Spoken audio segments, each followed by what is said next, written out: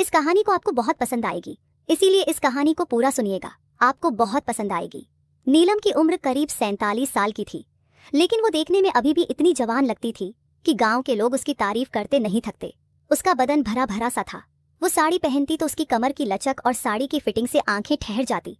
उसके बाल लंबे और घने थे जो वह अक्सर खुला छोड़ देती, और चेहरे पर वह मुस्कान जो कभी कभी इतनी मीठी लगती कि लगता जैसे कोई राज छुपा हो। नीलम का घर गांव के बाहर एक बड़े से मकान में था, जहां उसका पति रामलाल खेती बाड़ी संभालता था। उनकी बेटी रीना की शादी हो चुकी थी और दामाद राजेश अब घर का हिस्सा बन चुका था। रीना शहर में नौकरी करती थी, इसलिए वह और राजेश दोनों ही घर पर रहते, लेकिन रीना अक्सर ऑफिस के काम से बाहर रहती। घर में बस नीलम, रामलाल, राजेश ही रहते थे। राजेश के घर में वह अकेला ही था, इसीलिए वह अब ससुराल में ही घर जमाई बन के रहता था। राजेश के पास भी अच्छी जमीन थी, लेकिन वह अपनी जमीन ठेके पर देकर यहाँ ससुराल में रहता था। राजेश एक साधारण सा लड़का था, उम्र 28 साल, लेकिन उसकी आंखों में एक चमक थी जो नीलम को कभी कभी अजीब लगती। वो घर में मदद करता, खेतों में रामलाल के साथ जाता, लेकिन शाम को जब सब बैठकर बातें करते तो राजेश की नजरें अपनी सास नीलम पर ठहर जाती। नीलम को पता था कि उसका दामाद उसे देखता है, लेकिन वह इसे अनदेखा करती, क्योंकि घर परिवार में ऐसी बातें होती रहती हैं। एक दिन की बात है, सुबह सुबह नीलम रसोई में चाय बना रही थी। बाहर धूप निकल आई थी, लेकिन घर के अंदर अभी भी ठंडक थी। राजेश उठकर आया। उसके बाल बिखरे हुए थे और वह सिर्फ बनियान और पजामा पहने था। सासू माँ चाय मिलेगी क्या? उसने मुस्कुराते हुए कहा, लेकिन उसकी आवाज में एक ऐसी मिठास थी जो नीलम को थोड़ा असहज कर देती। नीलम ने पलटकर देखा। राजेश की छाती चौड़ी थी और बनियान से उसकी मांसपेशियां झलक रही थी। सासू माँ ने कहा, हाँ बेटा, बस बना रही हूँ, लेकिन उसकी आंखें एक पल के लिए राजेश के बदन पर रुक गई। राजेश ने नोटिस किया और वह थोड़ा करीब आ गया। चाय का कप लेने के बहाने आपकी चाय तो ऐसी है सासू माँ कि पीने का मन करता रहता है, राजेश ने कहा। नीलम ने हल्के से मुस्कुरा दिया। अच्छा, इतनी तारीफ लीना से कहना वह भी सीख लेगी, लेकिन अंदर से सोच रही थी कि राजेश की बातों में कुछ तो है जो सामान्य नहीं। फिर दोनों चाय पीते हुए आंगन में बैठ गए। रामलाल खेत चले गए थे और रीना अभी सो रही थी। सासू माँ, आप इतनी सुबह उठ जाती है? उस जी shall be quite for Monday we core application are कोरग्रा ग्रेजुअल पे एंड बिजनेस, थकती नहीं? राजेश ने पूछा। उसकी नजरें नीलम पर थी। नीलम ने कप रखा और कहा, अरे बेटा, आदत है, घर का काम तो करना पड़ता है।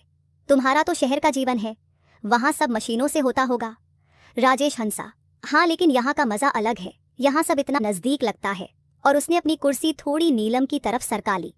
नीलम को लगा जैसे हवा में कुछ गर्माहट है, लेकिन वह बात बदल गई। अच्छा, आज क्या प्लान है तुम्हारा? राजेश ने कहा। बस घर पर ही हूँ, अगर आप कहें तो कोई काम कर दूं। बातें चलती रहीं और राजेश की हर बात में एक छुपी हुई इशारा था, जैसे वह नीलम को टटोल रहा हो। नीलम भी जवाब देती, लेकिन उसके जवाबों में एक सादगी थी। फिर शाम हुई, सब साथ में खाना खा रहे थे। रामलाल थके हुए थे। रीना फोन पर किसी से बात कर रही थी। नीलम ने राजेश को परोसा। बेटा, यह सब्जी ट्राई करो, मैंने स्पेशल मसाला डाला है। राजेश ने चखा और कहा, वाह सासू माँ, ये तो इतनी टेस्टी है कि बची हुई सब्जी चाट लो, आपके हाथ में तो जादू है। रीना ने हंसकर कहा, मम्मी, राजेश तो आपकी तारीफों के पुल बांध रहा है। नीलम ने शर्माते हुए कहा, अरे बस ऐसे ही। लेकिन राजेश की आंखों में एक चमक थी जो नीलम को बेचैन कर रही थी। खाने के बाद जब सब सोने चले गए, नीलम रसोई साफ कर रही थी। राजेश अचानक आ गया। सासू माँ, मदद करो। नीलम ने मना किया, लेकिन राजेश ने बर्तन उठा लिए। दोनों करीब खड़े थे। राजेश का हाथ गलती से नीलम की कमर को छू गया। सॉरी, उसने कहा, लेकिन उसकी मुस्कान कह रही थी कि वह सॉरी नहीं था। नीलम ने कुछ नहीं कहा, लेकिन दिल में एक सवाल उठा कि यह लड़का क्या चाहता है। अगले दिन सुबह नीलम बगीचे में पानी दे रही थी। राजेश बाहर आया। जिम से आया था वो, पसीने से तर। सासू माँ, यह फूल कितने सुंदर है। बिल्कुल आपकी तरह, उसने कहा। नीलम ने हंस दिया। तुम भी ना बस तारीफ करते रहते हो। लेकिन राजेश ने करीब आकर एक फूल तोड़ा और नीलम के बालों में लगा दिया। देखिए, अब और सुंदर लग रही हैं। नीलम का दिल धड़का, लेकिन वह पीछे हट गई। अरे बेटा, यह क्या? राजेश ने कहा। बस ऐसे ही परिवार में तो प्यार होता है ना। बातें फिर चलती रहीं। फिर रीना काम पर चली गई। रामलाल बाहर थे। घर में सिर्फ नीलम और राजेश। राजेश ने कहा, सासू माँ, आपका कोई राज है क्या? आप इतनी खूबसूरत होकर भी इतनी सादगी से रहती हो। नीलम ने कहा, राज क्या, बस जीवन है। लेकिन राजेश की बातों से लग रहा था जैसे वह कुछ और जानना चाहता हो। फिर दिन बीतते गए और राजेश की हरकतें बढ़ती गई। एक शाम नीलम छत पर कपड़े सुखा रही थी। राजेश ऊपर आया। सासू माँ, हवा कितनी अच्छी है ना, उसने कहा और नीलम के पास खड़ा हो गया। हवा से नीलम की साड़ी उड़ रही थी और राजेश की नजरें उस पर थी। आपकी ये साड़ी कितनी सॉफ्ट लगती है, उसने कहा और हाथ बढ़ाकर छूने की कोशिश की। नीलम ने हाथ हटा लिया। राजेश, क्या कर रहे हो? लेकिन राजेश ने मुस्कुराकर कहा, बस देख रहा था, मटेरियल अच्छा है। नीलम को गुस्सा आया लेकिन वह चुप रही, क्योंकि परिवार टूट ना जाए। रात को रामलाल से बात की लेकिन कुछ नहीं कहा। अगले दिन राजेश ने फिर कोशिश की। वह रसोई में आया। नीलम रोटी बेल रही थी। सासू माँ, मुझे सिखाओ ना रोटी बनाना, उसने कहा और पीछे से खड़ा हो गया। लेकिन वह बोली, बड़ा रीना से सीखो। राजेश ने कान में फुसफुसाया, लेकिन मुझे तो आपसे सीखना है। लेकिन नीलम ने उसे धक्का देकर हटा दिया। फिर एक दिन घर में एक छोटी सी पार्टी थी। रिश्तेदार आए थे। सब हंस खेल रहे थे। नीलम ने अच्छे से सजकर खुद को तैयार किया। उसकी साड़ी चमक रही थी। राजेश की आंखें उस पर टिकी। पार्टी में डांस हुआ, गाने बजे। राजेश ने नीलम को डांस के लिए कहा, सासू माँ, एक डांस हो जाए। नीलम ने मना किया लेकिन सबने जोर दिया। डांस में राजेश करीब आया। आप फ्लेक्सिबल है, उसने कहा और आंख मारी। नीलम ने मुस्कुरा दिया लेकिन अंदर से सोच रही थी कि यह कहां तक जाएगा। फिर पार्टी खत्म हुई और सब चले गए। रात को नीलम अकेली थी। राजेश आया। सासू माँ, आज आप कमाल लग रही थी। नीलम ने कहा, बस अब सो जाओ। राजेश ने गुड नाइट कहा और चला गया जैसे वह नाराज हो गया हो। फिर दिनों दिन बातें बढ़ती गई। राजेश अब खुलकर तारीफ करता, सासू माँ, आपकी स्किन इतनी स्मूथ है, क्या राज है? नीलम कहती, बस नेचुरल। फिर समय बीतता गया और घर की दिनचर्या में राजेश की मौजूदगी अब एक आदत सी बन गई थी। नीलम अब सतर्क तो रहती, लेकिन राजेश की बातों में वह डूबने लगी थी, जैसे कोई पुरानी यादें ताज़ा हो रही हों। एक सुबह की बात है। नीलम घर के आंगन में झाड़ू लगा रही थी। धूल उड़ रही थी और सूरज की किरणें उसके चेहरे पर पड़ रही थी, जिससे उसकी त्वचा चमक रही थी। राजेश बाहर आया। वह अभी अभी नहाकर आया था। उसके बाल गीले थे और टॉवल कंधे पर रखा था। सासू माँ, आप इतनी मेहनत क्यों करती हो? मुझे करने दो ना, उसने कहा और झाड़ू लेने के बहाने नीलम के करीब आ गया। उसका टॉवल गिर गया और वह झुककर उठाने लगा। अरे बेटा, मैं कर लूंगी, नीलम ने कहा, लेकिन राजेश ने झाड़ू पकड़ लिया। दोनों के हाथ छू गए और राजेश ने थोड़ी देर पकड़े रखा।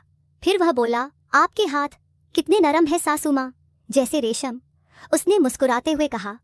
नीलम ने हाथ छुड़ाया लेकिन दिल में एक हलचल हुई। लेकिन नीलम ने बात बदल दी। अच्छा, आज नाश्ता क्या बनाऊं? राजेश ने कहा। जो भी आप बनाओ वह तो स्वादिष्ट होता ही है। फिर नाश्ता बनाते वक्त रसोई में दोनों थे। रामलाल बाहर चले गए थे। रीना अब भी सो रही थी क्योंकि उसकी तबीयत थोड़ी खराब थी प्रेगनेंसी की वजह से। राजेश ने आटा गूंथा और नीलम रोटियां बेल रही थी। सासू माँ, यह आटा कितना चिपचिपा है, लेकिन आपका तरीका देखो कितना परफेक्ट, राजेश ने कहा और अपना हाथ नीलम के हाथ पर रख दिया जैसे सिखाने के लिए। लेकिन वो बोली, बेटा तुम भी सीख लो रीना के लिए। राजेश ने कान के पास आकर कहा, वो नहीं खा, लेकिन आपसे सीखने का मजा अलग है। हवा में एक तनाव था, लेकिन तभी रीना की आवाज आई, मम्मी, और सब सामान्य हो गया। नीलम ने राहत की सांस ली, लेकिन राजेश की मुस्कान कह रही थी कि खेल अभी बाकी है। दिन भर घर के काम चलते रहे। राजेश मदद करता, लेकिन हर मदद में एक इशारा, जैसे पानी की बाल्टी उठाते वक्त वह नीलम के पास से गुजरता और उसका कंधा छू जाता। नीलम चुप रहती क्योंकि परिवार ने शांति बनाए रखनी थी। फिर शाम को सब साथ बैठे चाय पी रहे थे। रीना ने कहा, पापा, आज राजेश ने कितनी मदद की मम्मी की। रामलाल ने हंसकर कहा, हाँ, अच्छा दामाद है हमारा। लेकिन नीलम की आंखें राजेश से मिली और राजेश ने आंख मारी जैसे कोई राज साजा हो। रात को खाना खाने के बाद नीलम छत पर टहल रही थी। चांद निकला था और हवा ठंडी थी। राजेश ऊपर आ गया। सासू माँ, अकेले टहल रही हो, मुझे भी साथ ले लो, नीलम ने कहा। हाँ बेटा, आ जाओ। दोनों साथ चलने लगे। राजेश ने कहा, यह चांद कितना सुंदर है, लेकिन आपकी चमक के आगे फीका। नीलम ने हल्के से मुस्कुरा दिया, तुम भी ना बस तारीफ ही करते रहते हो। लेकिन राजेश ने करीब आकर कहा, सच कह रहा हूं, आप में वह आकर्षण है जो खींचता है। नीलम का दिल तेज धड़का, लेकिन राजेश ने बात बदल दी। अच्छा, आपकी जवानी की कोई कहानी सुनाओ ना। नीलम ने पुरानी यादें साझा की, कैसे वह शादी से पहले गांव में घूमती थी। राजेश सुनता रहा, लेकिन उसकी आंखें नीलम के होठों पर थी। अगले बार दिन घर में एक छोटा सा उत्सव था, क्योंकि रीना की प्रेगनेंसी की खबर पर रिश्तेदार आए। नीलम ने अच्छे से तैयार किया, नई साड़ी पहनी जो उसके बदन पर फिट बैठती थी। राजेश की नजरें उस पर टिकी। सासू माँ, आज तो आप किसी हीरोइन से कम नहीं लग रही। सब हंसे, लेकिन राजेश की बात में गहराई थी। उत्सव में गाने बजे, सबने मिलकर खाना बनाया। राजेश ने नीलम की मदद की। सब्जी काटते वक्त उसके हाथ नीलम के हाथ से टकराए। लेकिन आपका हाथ कितना गर्म है। नीलम ने कुछ नहीं कहा, लेकिन अंदर से सोच रही थी कि यह कब रुकेगा। रिश्तेदारों ने तारीफ की, नीलम तेरा दामाद तेरी कितनी केयर करता है। नीलम ने हाँ में सर हिलाया, लेकिन राजेश ने कान में फुसफुसाया, केयर तो मैं और भी कर सकता हूँ। धीरे धीरे राजेश की हरकतें और सूक्ष्म हो गईं। एक दिन नीलम घर के पुराने कमरे में सामान व्यवस्थित कर रही थी।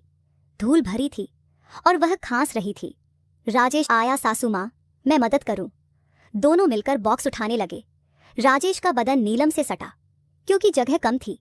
यह बॉक्स कितना भारी है, लेकिन आपका सहारा मिला तो आसान उसे, उसने कहा। नीलम ने पीछे हटने की कोशिश की, लेकिन राजेश ने पकड़ लिया। रुकिए, गिर जाएगा। उस पल में एक करंट सा लगा, लेकिन नीलम ने खुद को संभाला। ठीक है बेटा, वह बोली और काम खत्म किया। कंटिन्यू।